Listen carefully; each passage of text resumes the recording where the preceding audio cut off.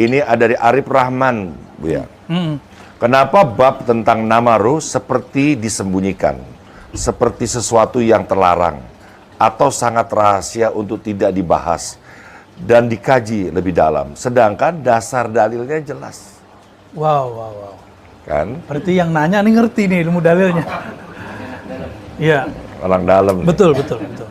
Kenapa nama ruh itu seakan-akan disembunyikan, bener ya? Bukan disembunyikan. Emang orang nggak tahu. Terbatas ilmunya, Bu ya. Sebanyak itu wali. Wali nih. Yang ngomong itu cuma Syekh Abdul Qadir Jilani, Ibnu Sab'in, Ibnu Arabi. Tapi Ibnu Sab'in, Ibnu Arabi dia cuma ngomong nama ubudiyah, nama walayah, abdunnya. Yang nama tadi cuma Syekh Abdul Qadir Jilani. Wajar, beliau kan gelarnya Sultanul Aulia.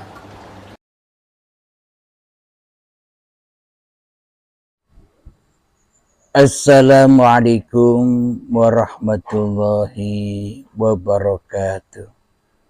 Bismillahirrahmanirrahim. Ashhadu an la ilaha illallah wa ashhadu anna Muhammadur Rasulullah. Allahumma salli ala Sayyidina Muhammad wa ala ali Sayyidina Muhammad. Rabbis rahli sadri wa yassir li amri wahlul 'uqdatam min lisani yafqahu qawli. Amin. Bismillahirrahmanirrahim. Salam hormatku, salam ta'zimku buat para sahabat-sahabatku tercinta, baik yang ada di dalam ataupun yang ada di luar negeri. Semoga kita semua di dalam limpahan rahmat dan hidayah Allah Subhanahu wa taala. Amin ya rabbal alamin. Bismillahirrahmanirrahim. Di sini akan mengkaji tentang nama roh. Jadi hakikat nama roh, jadi hakikat nama jiwa, jadi hakikat nama nyawa, jadi hakikat nama hati, itu semua dulur papat limau pancer, nyawa, jiwa, hati, roh. Itulah namanya uripe Allah.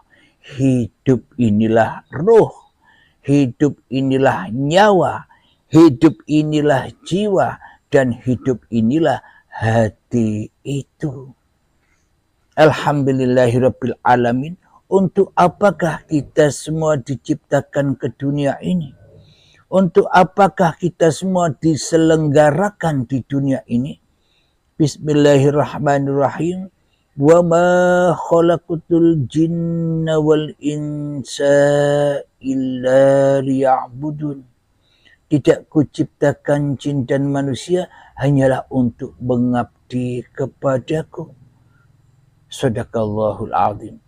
Jadi mengabdi itu mengabdi yang bagaimana? Bukan mengabdi itu menyembah-nyembah seperti menyembah-nyembah berhala. Mengabdi itu bukan menyembah-nyembah seperti menyembahnya sholat, zakat, puasa, haji, zikiran, ibadah, duha, tahajud, baca Quran, dan sebagainya. Bukan itu yang dikatakan menyembah. Itu kan hanya rutinitas menyembah, tapi bukan menyembah. Jadi yang dimaksud menyembah itu pulangnya hatimu. Jadi yang dimaksud mengabdi itu pulangnya hatimu kepada nama roh, kepada nama jiwa, kepada nama nyawa, kepada nama hati, yaitu hidup. Bahwa hidup ini Allah. Maka apapun yang diperjalankan di dunia ini, maka selalu dan selalu pulang mengabdi kepada lillah. Pulangnya kepada lillah, bukan pulang kepada linas. Bila masih pulang kepada linas, sholatnya pulang kepada linas, ibadahnya pulang kepada linas, zikirannya pulang kepada linnas, diaku-akuinya bahwa manusianya yang wujud, Allahnya yang gaib, manusianya yang bisa berlaku apa-apa. Bukan itu pulang itu, bukan itu ibadah itu, bukan itu menyembah dan mengabdi itu semua kan maksiat.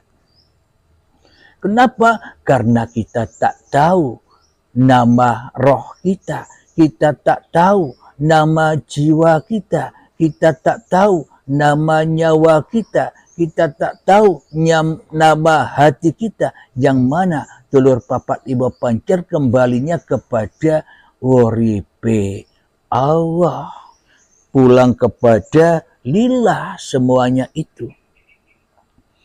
Jadi guna untuk memahami nama roh kita, nama nyawa kita, nama hati kita, nama jiwa kita, yakni ya uripe Allah. Kita diciptakan ke dunia ini hanyalah untuk mengabdi. Maka dihadapkanlah kita dengan berbagai macam ketaatan ataupun kemaksiatan. Dihadapkanlah kita dengan bermacam-macam kebaikan dan keburukan. Dihadapkanlah kita dengan bermacam-macam hal yang halal ataupun hal yang haram di sisi Allah, bukan di sisi manusia. Bila masih mainnya nama hidupnya manusia, bila manusia masih merasa dirinya yang paling hidup daripada hidup Tuhannya, bila manusia masih merasa dirinya yang paling wujud daripada wujud manusianya, maka manusianya akan tersesat jalannya di dalam kebaikan dan keburukan, akan tersesat jalannya di dalam ketaatan dan kemaksiatan, akan tersesat jalannya di dalam kehalalan dan di dalam keharaman. Manusianya akan tersesat ke dalam keduanya. Bila manusianya taat, kelihatannya taat tapi maksiat. Bila manusianya maksiat, ya tentu pasti maksiat. Kenapa? Karena manusianya yang masih menjadi Tuhan. Manusianya tak bisa melewati ujian-ujian Tuhannya. Kenapa? Karena manusianya tak mengenal Tuhannya. Ya tersesatlah manusianya dari Tuhannya. Tersesatlah manusia di dunia ini. Bergentayanganlah hantu-hantu manusia yang tercengkram, yang terbelenggu di atas dunia ini dengan segala urusan-urusannya. Alhamdulillahirabbil alamin. Mohon maaf.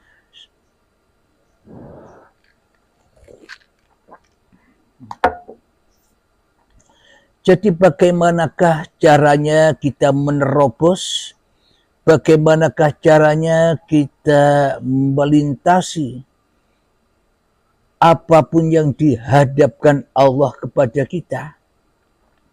Bagaimana caranya kita bisa lolos dari kebaikan dan keburukan? Kita bisa lolos dari ketaatan dan kemaksiatan. Kita lolos dari pahala dan dosa. Maka kita harus bertuhankan Allah, bertuhankan yang mengujinya, agar kita tahu jawaban-jawaban apapun yang diujikan kepada kita, agar kita lulus sebelum lulus. Bila kita tidak tahu kepada yang mengujinya, dan bila kita hanya tahu kepada diri kita sendiri yang merasa jadi Tuhan ini, maka menghadapi ujian apapun takkan pernah bisa lulus. Kebaikannya tidak lulus, keburukannya apalagi, ketaatannya tidak lulus, kemaksiatannya apalagi, kehalalannya tidak lulus, apalagi yang haram. Kita takkan pernah bisa menembus, melewati, melintasi ujian-ujian Tuhan tanpa kita mengenal Tuhan, tanpa kita mengenal roh, nyawa, jiwa, hati yang namanya uripe Allah. Jadi untuk melintasi ujian-ujian yang disuguhkan oleh Allah agar kita selamat di dalam kebaikan ataupun keburukan, agar kita selamat dari ketaatan ataupun kemaksiatan. Yang penting kita tahu siapa yang mengadakan ketaatan dan kemaksiatan itu.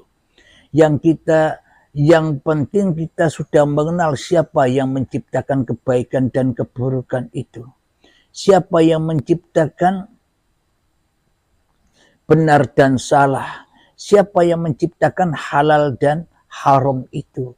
Maka kita bisa, bila kita sudah mengenal siapa yang menciptakan semua, karena tanpa ada uripe Allah, mana mungkin ada taat maksiat.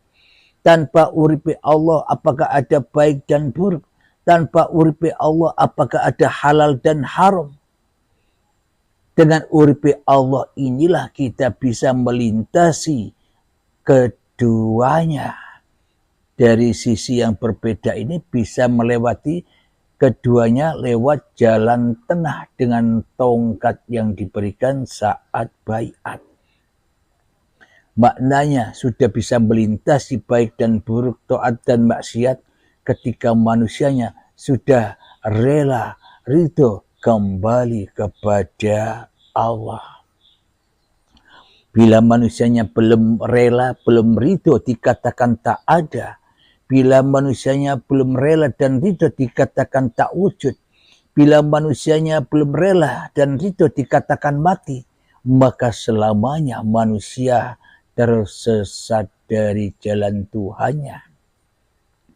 Bismillahirrahmanirrahim. Man kana fi hadhihi a'ma.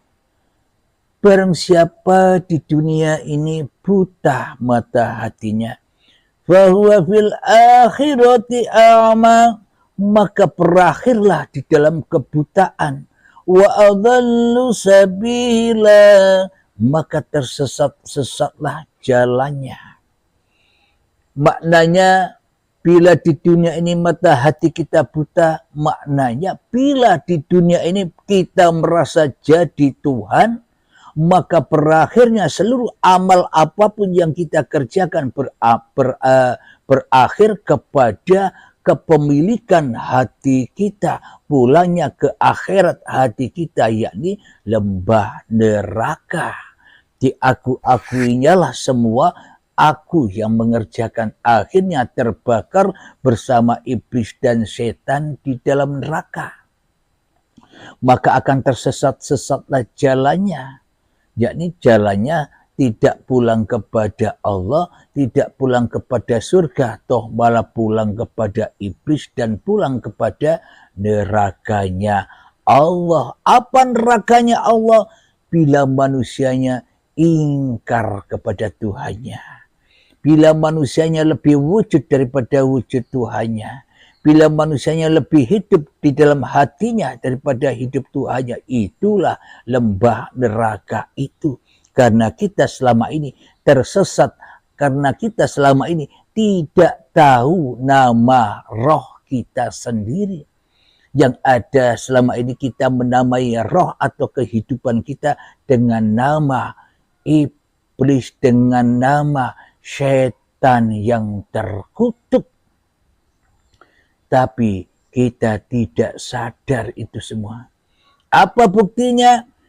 Inna syaitana lakum aduwwum mubin.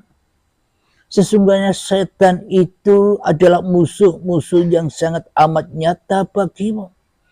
Bila di dalam hatimu yang wujud hanya dirimu, ya itulah setannya dan itulah musuh-musuhnya manusia. Selama ada manusianya di dalam hati kita, maka terbelenggulah kita bersama iblis dan setan di lembah dosa, di lembah neraka, di lembah kesulitan, di lembah ketakutan, dan sebagainya. Maka dari itu ketahuilah nama roh kita, yakni uripe Allah. Jadi nyawa, roh, hati, jiwa itu hanyalah sesebutan saja yang tak lain dan tak bukan. 4 itu adalah dulur papat 5 pancer jaga uripe Allah. Dengan uripe Allah lah kita bisa nyebut nyawa, jiwa, hati, roh. Tanpa uripe Allah kita takkan bisa nyebut nama, nyawa, jiwa, roh, dan hati ini. Alhamdulillahirabbil alamin. Jadi hadapilah apa yang dihadapkan Allah kepada kita, yakni ujian kebenaran dan ujian kesalahan, ujian ketaatan dan ujian kemaksiatan, ujian kebaikan dan ujian keburukan, ujian halal atau ujian yang haram. Jadi bila kita sudah mengenal siapa yang menguji, maka luluslah kita bisa melintasi ujian-ujian itu.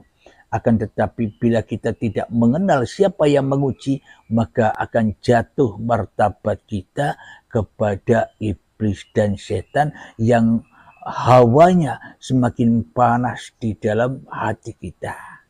Semoga saya khususnya dan semoga kita semua senantiasa selalu di dalam bimbingan Allah Subhanahu wa taala. Amin ya rabbal alamin. Kami akhiri dahulu akhirul kalam. Assalamualaikum warahmatullahi wabarakatuh.